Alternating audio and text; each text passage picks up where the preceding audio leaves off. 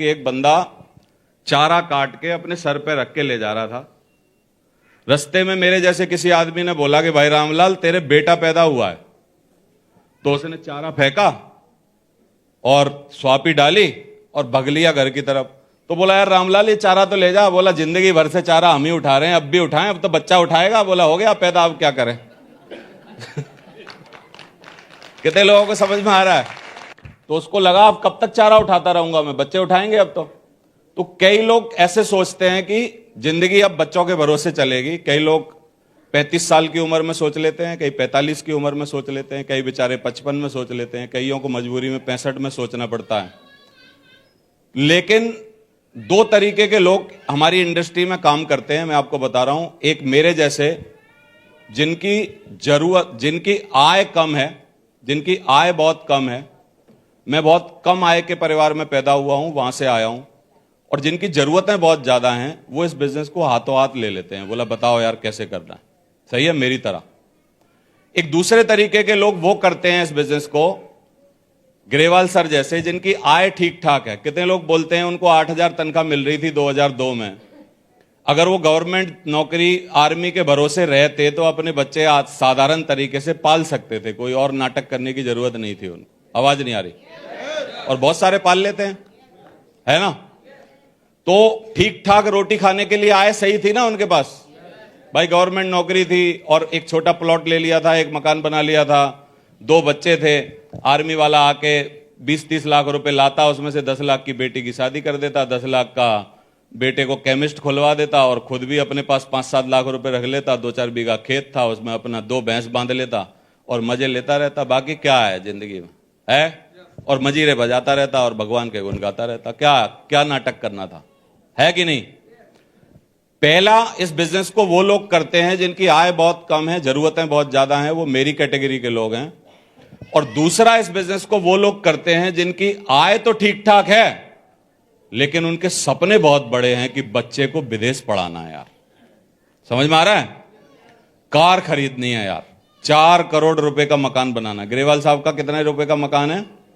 4 करोड़ रुपए का बोला मकान बनाना है। तो अगर सपने बड़े हैं तो आप इस काम को करेंगे, जरूरतें बहुत ज्यादा हैं तो आप इस काम को करेंगे, और अगर आप, माफ करना मेरे को, कहीं बीच में फिट हो रहे हैं तो आप आज के बाद इसका नाम भी नहीं लेंगे। बोला यार सवेरे से फंसा दिया आपने, बताओ हमको तो वहां जाना था, हमें तो वहां जाना है पानीपत। है कि नहीं? बोला साहब छोड़ छाड़ दो यार, पानीपत की बस लेट हो रही है हमारी, काय को चक्कर में आप डाल के रखा हुआ है कि नहीं? तो आप में से कितने लोग बोलते हैं कि ये बिजनेस वास्तव में करने लायक है? अगर हमारी जरूरतें ज्यादा हैं तो कर लें, और यदि सपने बहुत बड़े हैं तो कर लें। कितने लोग बोलते हैं करने लायक है? सुबह से भरोसा हो रहा है? ग्रेवाल सर ने काफी सारी बातें बताई, सुनहरी सर ने काफी सारी बातें बताई। ये वो लोग हैं, मैं चाहता हूं इनके लिए एक जोरदार तालियां होनी चाहिए।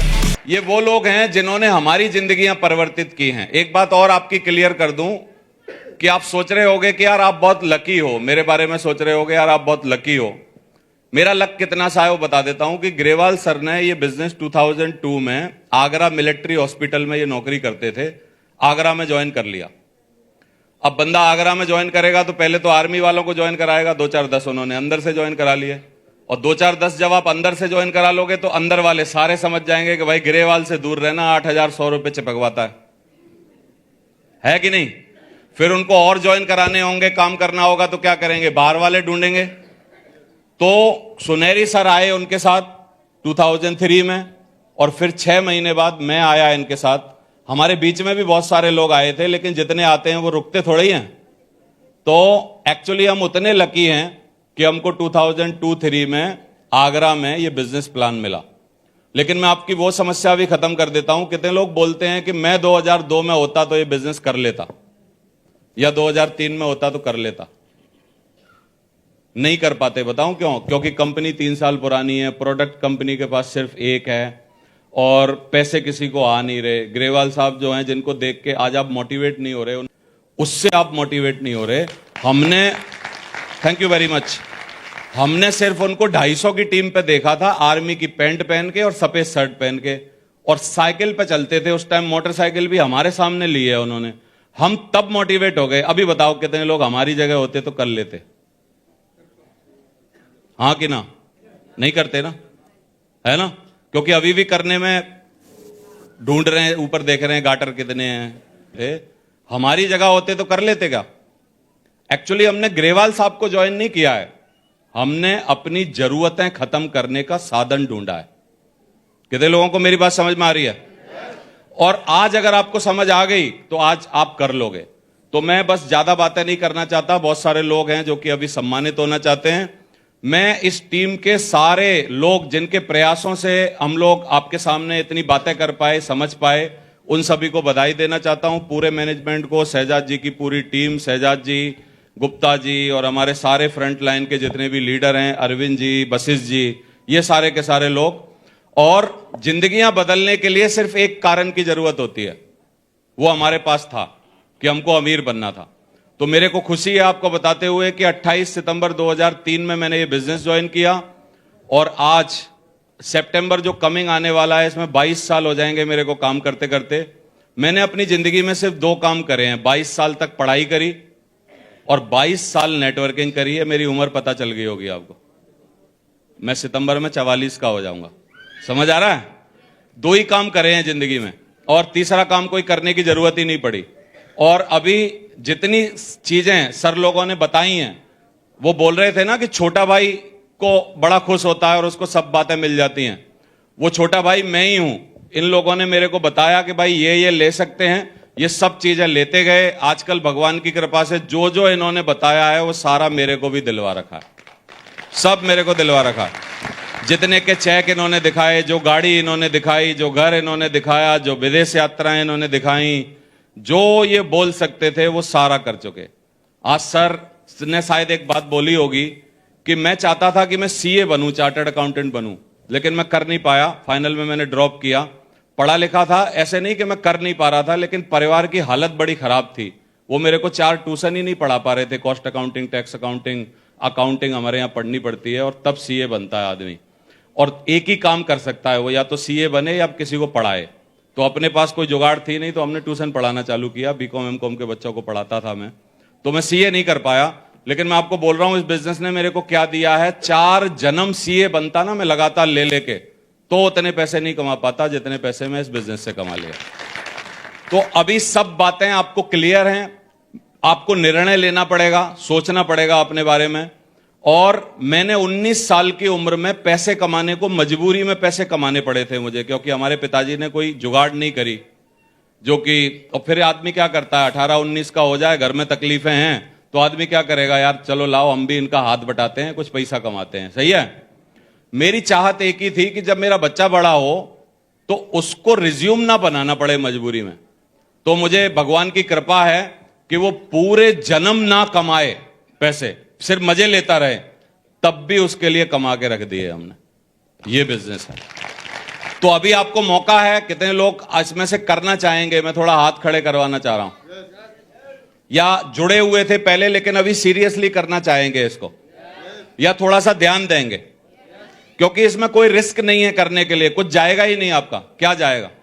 जाने के लिए कुछ है ही नहीं, लेकिन आने के लिए बहुत कुछ है। इस बिजनेस में हम लोग बोलते हैं ये बिजनेस बिल्कुल सिंपल है। सर में से एक बाल निकालो, एक बाल निकालोगे तो सर में गंजे दिखोगे क्या? अगर आपके बाल बहुत हैं, क्योंकि वो जो कम वाला निकाल दे तो उसको फर्क पड़ेगा, लेकिन बाल बहुत हैं। मैं निकालूं एक बाल और इस बाल को निकाल के पहाड़ खींचने की कोशिश करूं, आएगा तो क्या आएगा? पहाड़। और जाएगा तो क्या जाएगा? बाल। हमारी जिंदगी में हमने सिर्फ 8,000 रुपए का एक प्रोडक्ट खरीदा और पूरी ताकत इसमें लगा दी और फिर इसको सीखा और सिर्फ बोला और समझाया, उसके बाद कोई लागत नहीं लगाई और 20 करोड़ रुपए कमा लिए। इसका मतलब क्या दिया था और क्या मिला है वो आप कैलकुलेट कर सकते हैं। समझ आ रहा है? तो ये सब मौके आपके सामने हैं साथियों।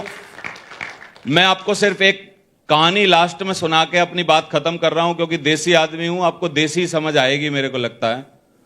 तो गधे चराने वाला आदमी, गधा चराने वाला एक आदमी जो कि गधा चराता था, तो गधा चरा चरा के अपना जीवन यापन करता था। आपको पता है पुराने वक्त में, मैंने तो वक्त देखा है कि एक गधा, 2-4 गधे होते थे आदमी के पास, और दिन भर खेत में से फ्री की मिट्टी खोदता था वो, और मिट्टी उस पर लादता था, और जिसका मकान बन रहा होता, क्योंकि पहले गारे के मकान बनते थे, सीमेंट तो होता नहीं था, तो वहां जाके मिट्टी डाल देता था और उसको पैसे मिलते थे। ऐसे ही होता था।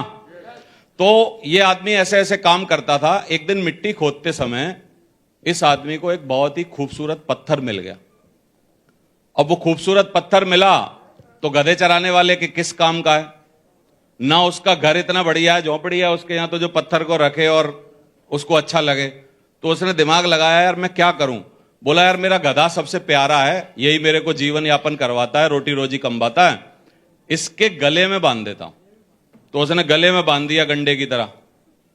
हमारे तुम्हारे जैसे किसी साहूकार की नजर पड़ी थोड़े दिन बाद कि यार ये पत्थर तो बड़ा चमक रहा है, हो सकता है कुछ है इसमें, ताकत है, जान है।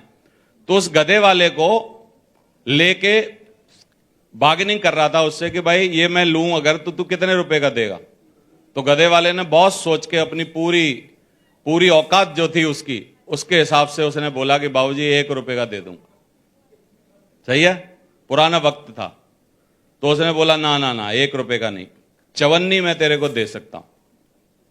तो बात तय नहीं हुई। वो 1 रुपया मांग रहा है और ये क्या दे रहा है, 54 दे रहा। अगले दिन वो फिर वहीं इंतजार कर रहा था साहूकार कि आज आएगा तो आज ज्यादा से ज्यादा 98 में बात सेट कर लेंगे, है कि नहीं। आज जब वो आया तो गधे के गले में वो पत्थर था ही नहीं।